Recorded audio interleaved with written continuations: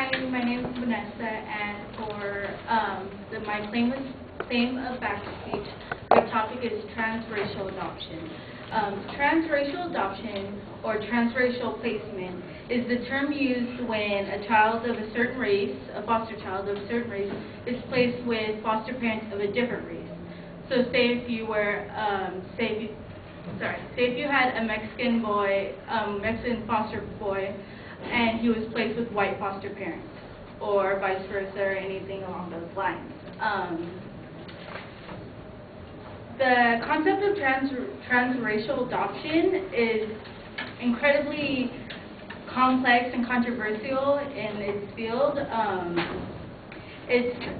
There's no simple answer, but because there's two main arguments that go against each other are questions of racial identity. Will that be lost if a child of a different race is placed with white foster parents? And also, what makes a decent household? Foster kids, if you probably have an idea, they come from abused homes, broken homes, places where there's neglect or anything of those lines. So they become wards of the state, and that's when they are put into the foster system, hopefully to find a stable and helpful, good fostering environment. My major claim is that race is an extraneous factor when placing children for adoption in California. My secondary claims are there's an overabundance of children in the California foster system. California is diverse and multiracial.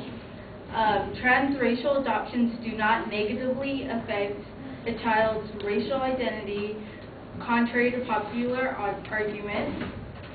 And restrictions or delaying adoption placements due to race is discrimination.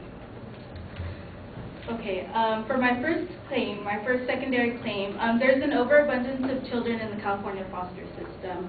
As of June 2006, there were 78,278 children in foster care, which is the ages between newborn and 18. And there were only 12,160 licensed foster homes. So as you can see, there's a pretty big gap in those numbers. Ideally, it's one foster child per home, but at these statistics from 2006, that equates to about 7.5 kids per foster home. And of those 78,000 foster kids, 69 of them were children of color, which means non-white. So as you can see, there's a major deficit in homes willing to, that are licensed foster homes. My next secondary claim is California is diverse and multiracial. If you guys look around you, this class is pretty diverse, and Cal Poly Pomona actually is the third in the West for having an ethnically diverse campus among the West region. So as you can see, race is, we're going into a different stage from what we had in the civil rights, where segregation is no longer an issue here in California, and multiracial couples, foster placements are a lot more accepted.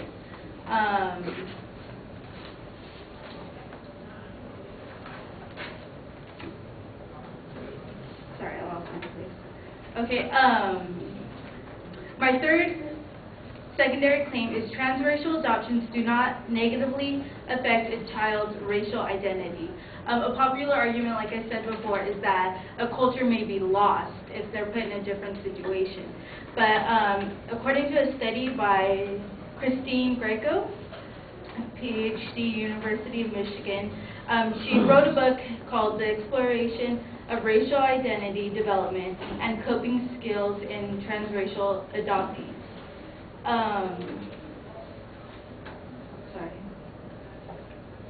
So in her study, she interviewed between 50 and 80 adults that were put in transracial placements as a child.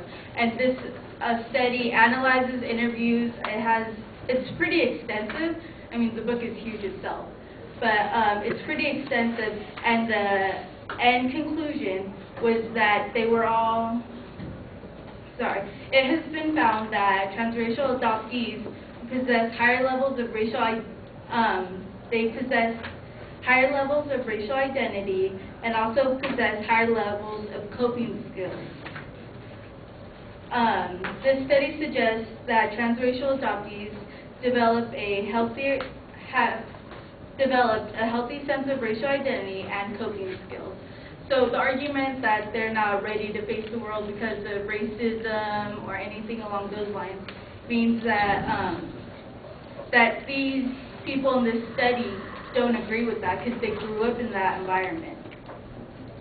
My last claim is that restricting or delaying adoption placement due to race is discrimination. And this is kind of an international problem, the whole controversy of transracial adoption. And this is an article from New Nation, which is a London newspaper. It reports that black and mixed children wait longer than their white counterparts to be placed in permanent homes. That is because of race, and here in America, that's discrimination. And why should they be second on the list to find a home just because their race doesn't match the foster parent who's already willing to bring in children that are not their own? So, again, my major claim is that race is an extraneous factor when placing children for adoption in California.